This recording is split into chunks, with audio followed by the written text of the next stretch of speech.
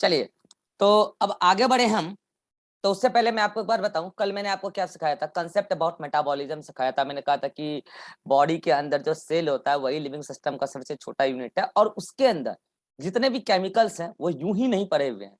Basically वो सारे chemicals involve हैं मेटाबॉलिक रिएक्शन, और उसमें इन्वॉल्व होने वाले केमिकल्स को हम कहते हैं मेटाबोलाइट्स। और मैंने ये भी कहा था कि सेल के अंदर हर मेटाबोलाइट्स का अपना एक खास कंसंट्रेशन होता है, और मैंने दो अलग अलग मॉलिक्यूल का, दो अलग अलग बायोमोलिक्यूल्स का मैंने कंसंट्रेशन बताया था। एक ग्लूकोज का बताया था और एक हार्मोन्स का बताया था। तो जो मैंने कंसंट्रेशन बताया था ग्लूकोज का, वो बताया था 4.5 to 5 मिलीमोल पर लीटर बॉडी फ्लूइड्स में, ब्लड में। बट कुछ एनसीईआरटी है जिसमें ये डाटा नहीं है, एनसीईआरटी में डाटा नहीं है। बेसिकली क्या है, मुझे बच्चों ने ही भेजा आपके वैसे ही। बेसिकली क्या है कि पुरानी एनसीईआरटी में ये डाटा है, लेकिन नई एनसीईआरटी में डाटा अपडेट होके आ गया है। एक बार सभी लोग बता दीजिए, सभी लोगों को एनसीईआरटी मिल गया है क्या, पीडीएफ फॉर्मेट, बायोलॉजी का भी, केमिस्ट्री का भी, बायोमोलिकुल सेक्टर का? सभी लोग हाथ खड़ा कर दीजिए, हाथ खड़ा करना। ग्रुप में भिजवाया होगा मैंने पीडीएफ फॉर्मेट, इसका मतलब मिला है। इतने बच्चों ने हाथ खड़ा किया, मतलब सभी को मिल गया, ठीक है। तो जो मैंने आपको फॉर्मेट भेजा है वो नया नया एनसीईआरटी है। तो नए एनसीईआरटी में ये डाटा नहीं है, पुराने एनसीईआरटी में अभी भी यही डाटा। इनफैक्ट मेरे पास जो एनसीईआरटी है, मेरे एनसीईआरटी में यही डाटा है। आपको यकीन ना हो तो आप देख सकते हैं, मेरे पास एनसीईआरटी में यही डाटा है, ठीक है। तो क्या है कि अब आपको कौन सा डाटा फॉलो करना है, तो आपको वही डाटा फॉलो करना है जो लेटेस्ट एनसीईआरटी में दे रखा है। मैं आपको दिखा देता हूँ लेटेस्ट एनसीईआरटी। उसमें जो डाटा दे रखा है वो इससे अलग है, उसमें जो डाटा दे रखा है वो इससे अलग है। आपको दिख रहा होगा? आइए मैं आपको यहाँ पे दिखाता हूँ कि इसमें डाटा कहाँ दे रखा है। अगर आप थोड़ा सा नीचे जाएंगे तो जहां पे मेटाबोलाइट्स आया था, कंसेप्ट अबाउट मेटाबॉलिज्म, वहीं पे वो डाटा दे रखा है। अब आप कहोगे सर आप एनसीईआरटी के सीक्वेंस में नहीं पढ़ा रहे हो। सर क्या है ना कि मैं तो सीक्वेंस में ही पढ़ा रहा हूँ, एनसीईआरटी सीक्वेंस में नहीं है। इसमें हम क्या करें, पूरा एनसीईआरटी कवर्ड होगा, मैं सीक्वेंस में हूँ, एनसीईआरटी सीक्वेंस में नहीं है। ये थोड़ा इधर उधर करके चलती है, तो हम क्या करें, ये रहा एनसीईआरटी का डाटा। और आप गौर से देखिए एनसीईआरटी में अलग ही डाटा दे रखा है। मैं अंडरलाइन कर देता हूँ, ये देखो, ये है ग्लूकोज का डाटा। नॉर्मल हेल्दी पर्सन के अंदर 4.2 मिलीमोल से लेकर 6.1 मिलीमोल तक पाया जाता है ग्लूकोज का कंसंट्रेशन पर लीटर ब्लड में, बॉडी फ्लूइड्स में। तो अब आप क्या करोगे, अपनी एनसीईआरटी में, अपनी नोट्स में ये डाटा लिख लेना, जहां पे मैंने लिखवाया ना 4.5 to 5 मिलीमोल। तो आप क्या कर लेना, इसको काटना मत, उसके नीचे लिख लेना 4.2 से लेकर 6.1 मिलीमोल पर लीटर, और डबल टिक इस पे लगा देना और एक टिक इस पे लगा देना। अगर ये ऑप्शन में नहीं रहेगा तो आप ये क्लिक करना, और अगर ये ऑप्शन में रहेगा तो सबसे बेस्ट आंसर ये होगा लेटेस्ट एनसीईआरटी में। हार्मोन्स नैनोग्राम में पाए जाते हैं, ये तो सभी जानते हैं, ठीक है। चलिए एनीसु हिमांशु, अब क्लियर है हिमांशु? Yes sir. हाँ, तो ये डाटा वगैरह चीज बदलते बदलते रहता है, इसको लेके ज्यादा नहीं घबराना है। अगर आपने पकड़ लिया बात को तो सही है, अच्छा है, मैंने क्लास में सभी के सामने बता दिया, ठीक है। चलिए, तो कल हम लोग बात कर रहे थे कंसेप्ट अबाउट मेटाबॉलिज्म। बच्चों बात अधूरी रह गई थी, पूरी हो नहीं पाई थी, ठीक है, क्लास का टाइम एंड हो गया था। अब मैं आज आपको बताना चाह रहा हूँ कि ये जो मेटाबॉलिज्म है, ये सेल के अंदर जो चलता है, मैं आपको बताऊं बच्चों, इसमें जो मेटाबॉलिक रिएक्शन है, एक इंडिविजुअल रिएक्शन, जैसे मैं आपको बताऊं कि ए बी में कन्वर्ट हो रहा है, ये एक इंडिविजुअल मेटाबॉलिक रिएक्शन है। लेकिन ऐसा नहीं है कि बी का फिर कोई फ्यूचर नहीं है। हो सकता है कि ए से बी बन रहा हो और बी लगातार सी में कन्वर्ट हो रहा हो। इवन ये भी हो सकता है कि हो सकता है बी लगातार एफ में कन्वर्ट हो रहा हो, और इवन ये भी हो सकता है कि एफ से भी सी बन रहा हो। इवन ये भी हो सकता है कि ये सी डी में कन्वर्ट हो रहा हो और डी अगेन ए में कन्वर्जन हो रहा हो। मतलब यहाँ सारे मेटाबॉलिक पाथवे आपस में इंटरलिंक्ड है।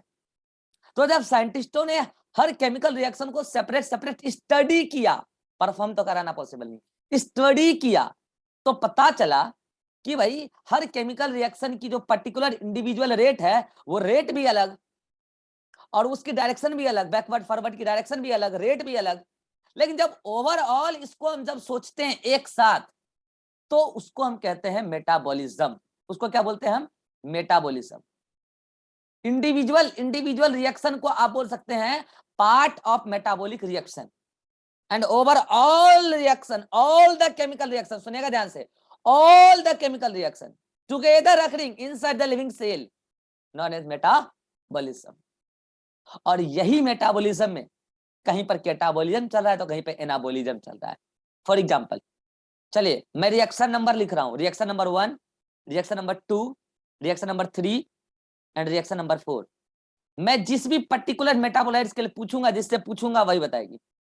रिया बताएगी बी मेटाबोलाइट्स के लिए कौन सा रिएक्शन कैटाबॉलिज्म है और कौन सा रिएक्शन एनाबॉलिज्म है, बी मेटाबोलाइट्स के लिए।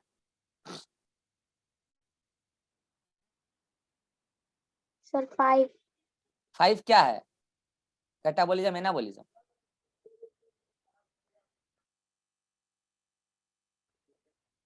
गलत जवाब। कैटाबॉलिज्म। मैं गलत जवाब। मुकेश बताएंगे, मुकेश। बी मेटाबोलाइट्स के लिए, ये रहा बी, इसके लिए कौन सा रिएक्शन कैटाबॉलिज्म है और कौन सा एनाबॉलिज्म है? हाँ बोलिए। बी के लिए सर। हाँ बी के लिए।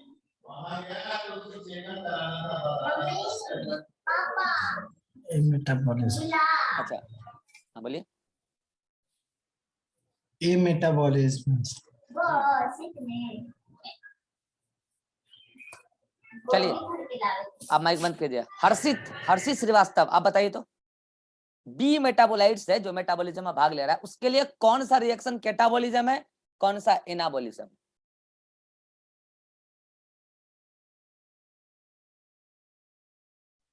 Sir 2 anabolism. अच्छा, और 1? Sir catabolism. आप उल्टा बोले। ठीक है, आइए समझाते हैं। मुझे बताइए, जब फर्स्ट रिएक्शन हो रहा है तो बी का तो फॉर्मेशन हो रहा है, और फॉर्मेशन रिएक्शन को तो आप एनाबॉलिज्म बोले थे। अरे भैया जब फर्स्ट रिएक्शन हो रहा है तो ये तो एनाबॉलिज्म है ना। The first reaction is anabolic reaction for the metabolites B and the same reaction is catabolism for the anabolites A. समझ पा रहे हैं क्या? अगेन बी कन्वर्ट हो रहा है सी में, तो बी तो अब टूट रहा है और सी बन रहा है। तो इस सेकेंड रिएक्शन अगर मैं बी के संदर्भ में बात करूंगा तो कैटाबॉलिज्म, क्योंकि बी तो टूट रहा है। अगर मैं सी के लिए बात करता, सी मेटाबोलाइट्स के लिए, तो यही सेकेंड रिएक्शन उसके लिए एनाबॉलिज्म होता। बात पहले पढ़ रही है। इसका मतलब एक पर्टिकुलर रिएक्शन किसी न किसी सबस्ट्रेट के लिए कैटाबॉलिज्म होगा और उसी में बनने वाले प्रोडक्ट के लिए एनाबॉलिज्म होगा। लेकिन जो प्रोडक्ट बना है वो फर्दर किसी दूसरे रिएक्शन का सबस्ट्रेट होगा। ऐसा लिविंग सिस्टम के अंदर होता रहता है, इसको आप रोक नहीं सकते हैं, लिविंग सिस्टम में ऐसा होता रहता है। और मैं आपको बताऊं, एक टर्म एनसीईआरटी ने दिया है टर्नओवर। इसका मतलब समझिए, टर्नओवर का मतलब है जैसे मैं बी के बारे में ही बात करूं, बी एक पर्टिकुलर रेट से एनाबॉलिक रिएक्शन से बन रहा होगा और एक पर्टिकुलर रेट से कैटाबॉलिक रिएक्शन में टूट रहा होगा। और इस दौरान आप पर यूनिट टाइम में जब आप बी के प्रेजेंस की बात करेंगे तो वो टर्नओवर कहलाएगा। फॉर एग्जांपल कि 1 सेकेंड में 10 मॉलिक्यूल्स ऑफ बी बनता है एंड 5 मॉलिक्यूल्स ऑफ बी टूटता है। इसका मतलब ओवरऑल यहां पे बचा कितना? बी का 5 बचा, लेकिन बी का एनाबॉलिज्म भी हुआ और बी का कैटाबॉलिज्म भी हुआ। तो इस दौरान आप देख पा रहे हैं हर मेटाबोलाइट्स का अपना अपना एक पर्टिकुलर टर्नओवर नंबर होगा।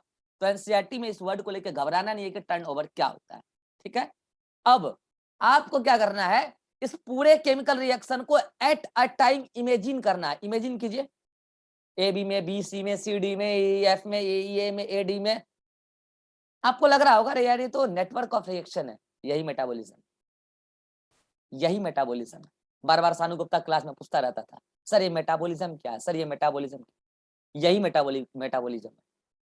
The overall chemical reaction occurring inside the living cell known as metabolism. और सुनिएगा ध्यान से, इसी को बोलते हैं मेटाबॉलिक फ्लक्स। एनसीईआरटी ने बोला है इसको मेटाबॉलिक फ्लक्स। फ्लक्स का मतलब पता क्या होता है? किसी भी चीज का एक पर्टिकुलर रेट से एक पर्टिकुलर टाइम पर एक पर्टिकुलर एरिया से गुजरना। तो बोलोगे सर यहाँ पे क्या गुजर रहा है? आप घड़ी देखो और घड़ी देख के आप बी को ही सोचो। एक पर्टिकुलर रेट से बी बन रहा है और एक पर्टिकुलर रेट से बी टूट रहा है, यानी कि बी आ रहा है और बी जा रहा है। फ्लक्स हुआ ना? फ्लक्स हुआ ना? फ्लक्स का मतलब ये होता है एक पर्टिकुलर टाइमिंग में किसी पर्टिकुलर एरिया से किसी चीज का गुजरना। तो आप बी को देख लो, सी को देख लो, किसी को भी देख लो, सबका अपना अपना टर्नओवर है। And these all together known as metabolic flux. और सुनेगा ध्यान से, एनसीईआरटी इस मेटाबॉलिक फ्लक्स को बहुत ही अच्छे तरीके से कंपेयर करती है। किससे? ट्रैफिक से। किससे? ट्रैफिक से। और मैंने आपको एग्जांपल बताया था पटना का बोर्डिंग रोड चौराहा, याद करो। उधर से गांधी मैदान से आती है ऑटो या कार जो भी है, वो माइक बंद कीजिए जिनका माइक ऑन है। गांधी मैदान से आती है और जाती है हड़ताली मोड़ की तरफ। एक पर्टिकुलर रेट से आ रही है और पर्टिकुलर रेट से जा रही है। फिर हड़ताली मोड़ के जाने की तरफ कुछ ऑटो स्टेशन की तरफ से भी आकर टर्न मारती है। तो जब आप हड़ताली मोड़ वाला रोड देखेंगे उसमें नंबर ऑफ मेटाबोलाइट्स आपको ज्यादा दिख जाएगा, क्योंकि उधर गांधी मैदान से आने वाले भी और स्टेशन से जाने वाले दोनों ऑटो मर्ज हो गए। माइक बंद कीजिए, किनका माइक ऑन है? मैंने कहा है क्लास में माइक बंद रखिए, कैमरा ऑन रखिए केवल। क्लास में डिस्टरबेंस क्रिएट मत कीजिए। अनुभव माइक बंद कीजिए। अनुभव घर नहीं एक बार चलावे दे, धंधा में तनको नहीं लगना चाहिए साहब की। अनुभव माइक बंद कीजिए, अदरवाइज आप क्लास नहीं आ पाएंगे फिर। अनुभव सुन पा रहे हैं आप?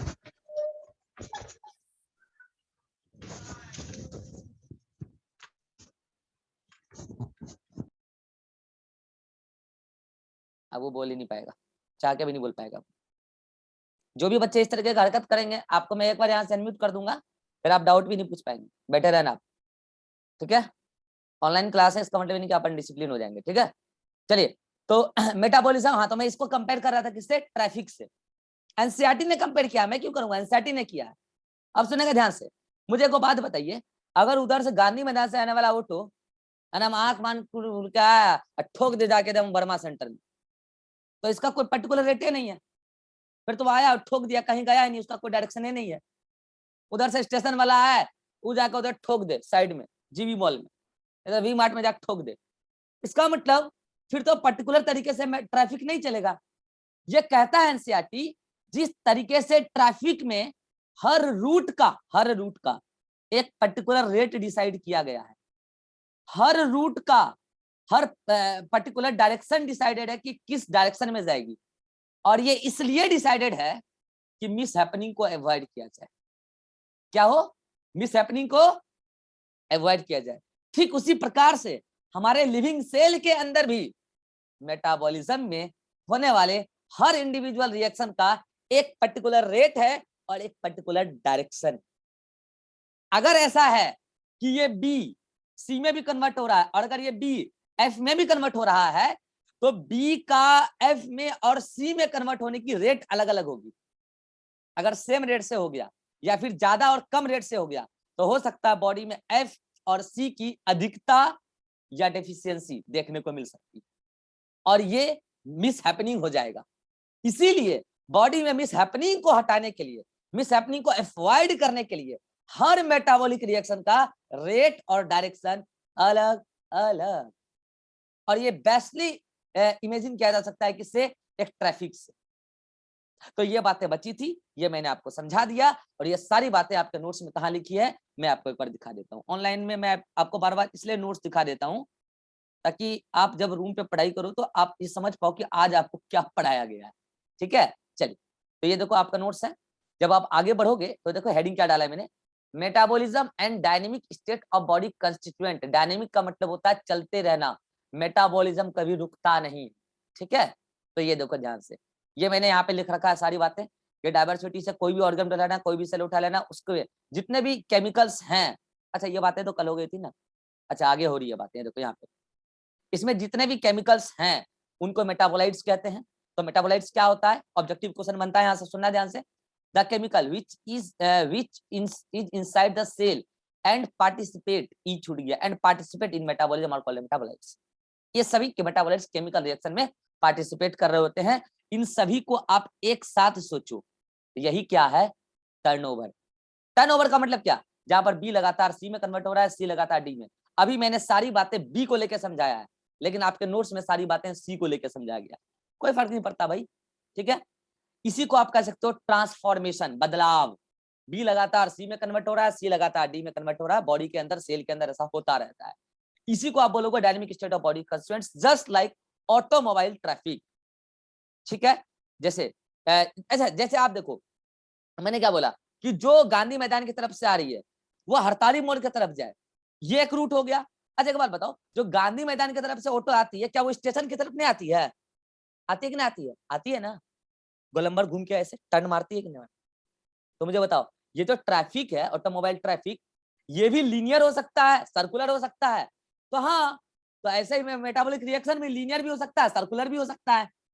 ए से B conversion, linear conversion, B से सी लीनियर ही जा रहा है।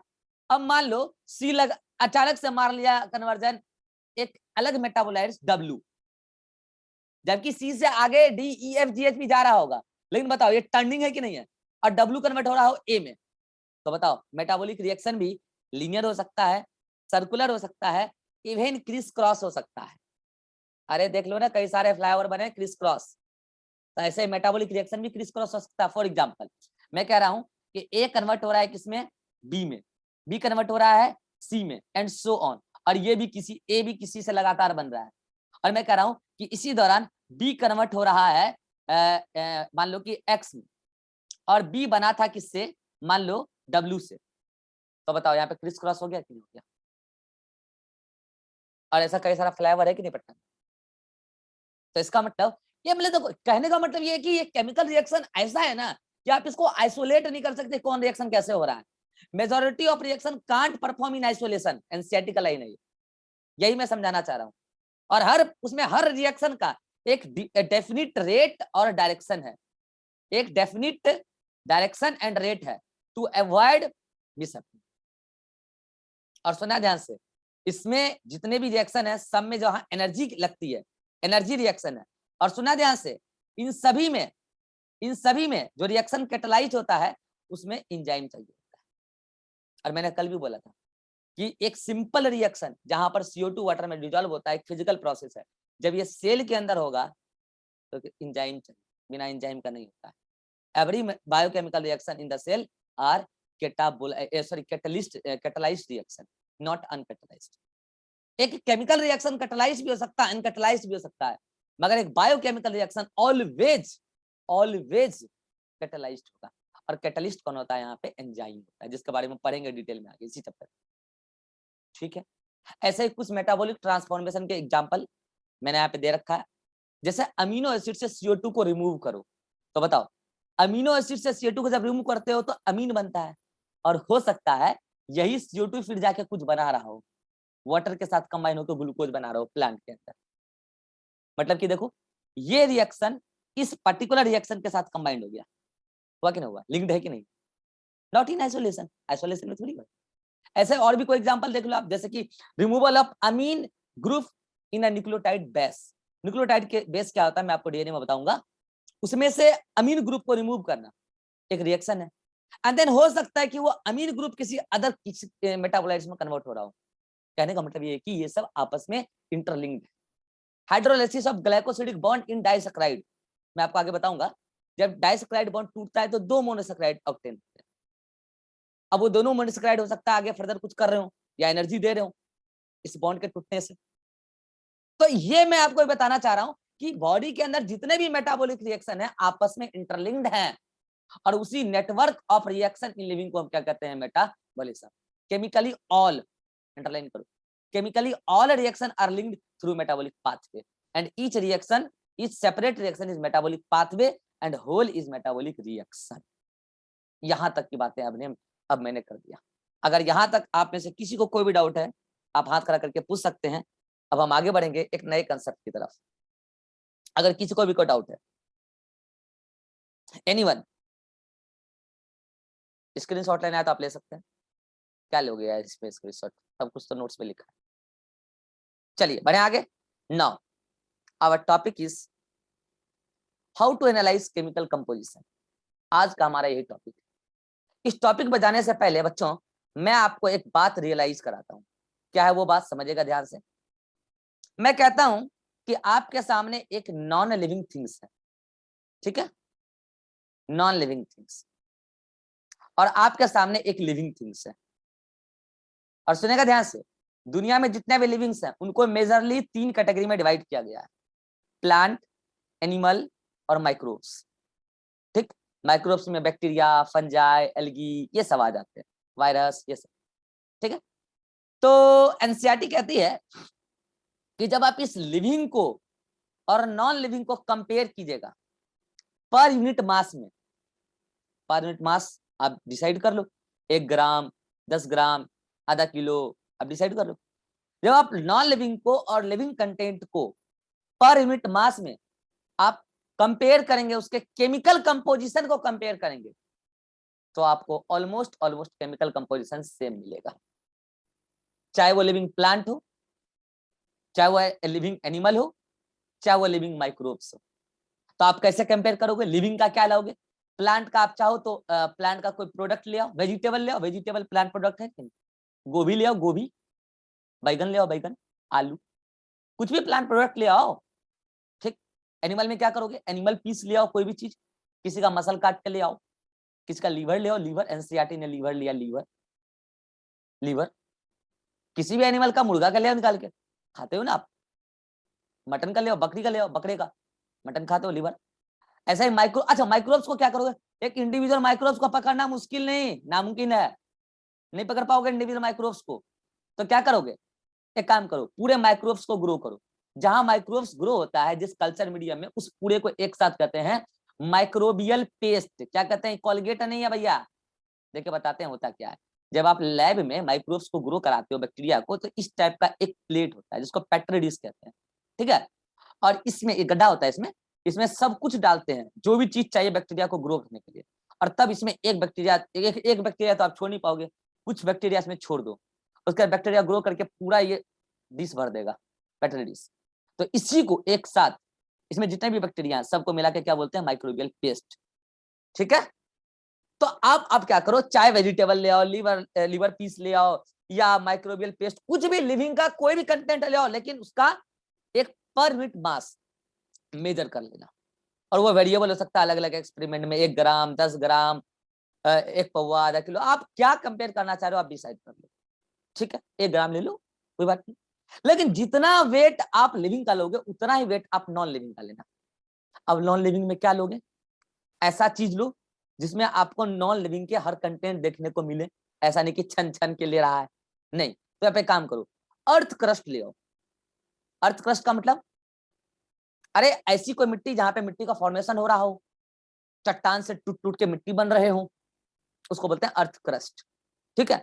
ये बात आप 12th की इकोलॉजी में भी समझेंगे। तो वहां से आप खुरच के ले आओ, ठीक, लेकिन पर यूनिट अमाउंट में लाना, ये नहीं कि वो ले लिए 1 किलो, आई ले लिया आधा किलो, तो भाई दोनों का केमिकल कंपोजिशन सेम नहीं मिलेगा, ठीक है।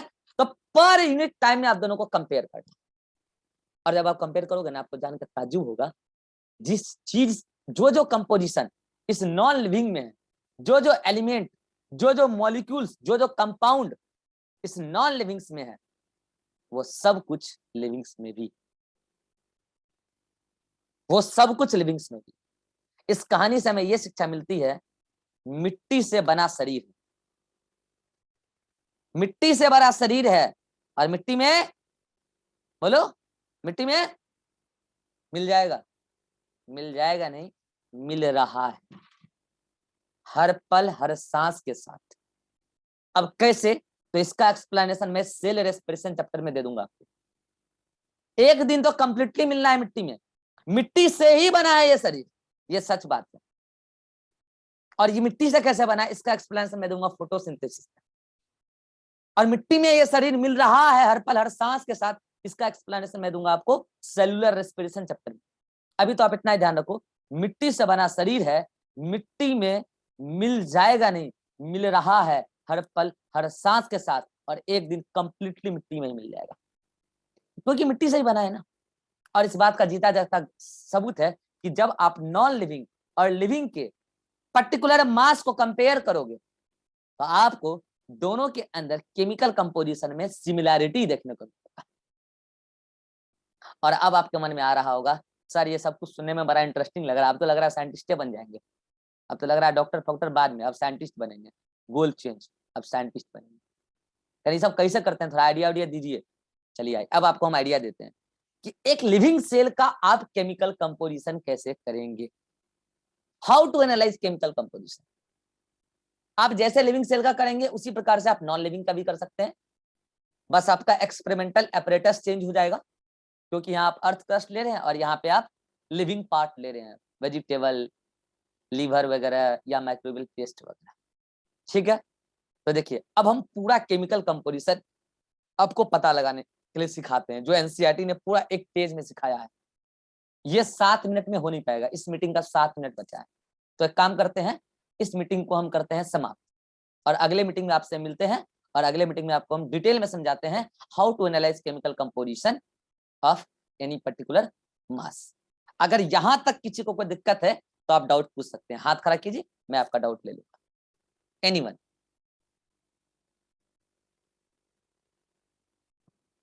एनीवन? अगर कोई डाउट है तो ही पूछना है, जबरदस्ती डाउट क्रिएट नहीं करना है। कह रहे पूछ लेते हैं, बढ़िया लगेगा सब, बैचमेट सोचेगा पढ़ाई करना है।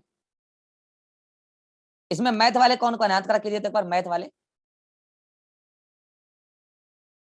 मैथ वाले, मैथ वाले कौन कौन है भाई साहब?